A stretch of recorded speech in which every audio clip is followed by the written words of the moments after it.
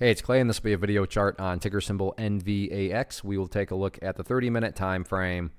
Real quick, what do I mean by 30-minute in case maybe you're new to charts? Instead of each one of these candlesticks here representing 1 day's worth of price action, which is what you would normally see, each one represents 30 minutes. So all this here may look like several days worth of time. It's actually today's price action broken down into 30-minute time slices. I like to do this time frame that does a good job of telling the quote-unquote story of the price, and then makes mapping out where levels of support and resistance a bit easier to see. I did this analysis several times in the past, so that is where this green line here is coming from, and the value of the green line is representing right here around 51 cents, slightly above. But that is definitely a very important level, and as of right now, the price is sitting right around the range. Now, I get it, yes, technically speaking, the price is down below that green line. However, the thing to remember with supports resistance levels is they're not exact specific prices. There is a range element associated with it. So I would still give the bulls the benefit of the doubt and say, yeah, the price is still within the range of this.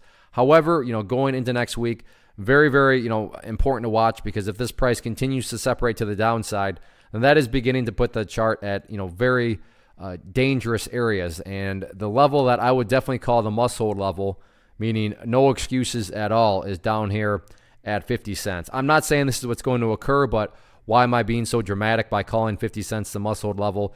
If the price were to come down here and then even break below 50 and separate to the downside, at that point in time, that would literally be putting the price right back to where it was at these lows. And not to insult your intelligence, but when price movements go back to where they were, not exactly a sign of true strength. Again, I'm not saying that'll happen. I'm just trying to kind of explain why I'm calling 50 cents over here such an important level if the price does continue on down. Now, definitely from the preferable side of things, ideally speaking, you don't even want to see the price pull back any further below that green line. The best case, would be on Monday or Tuesday just to even have this price go sideways and then try to start to work its way back upwards. However, even if the price does drift a little bit below it, you still have 50 cents down there. But again, if the price can't even hold above 50, that, like I said, that just is literally putting the price back to where it was, and that would be the epitome of a bearish move.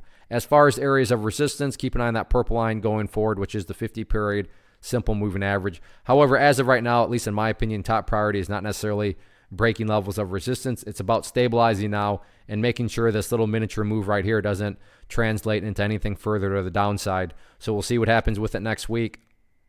One of the biggest questions that I get is, hey Clay, how do you find the stocks that you trade? So what I've done is put together a free resource guide where I talk about the tools that I use to locate stocks that I find interesting and think may have potential. So if that sounds like something that could add value to you as a trader, then click on the image that is up on the screen right now and I will email you the guide. The guide itself is very short and to the point, and best part, it's completely free. Thanks for watching the video. Let me know if you have any questions.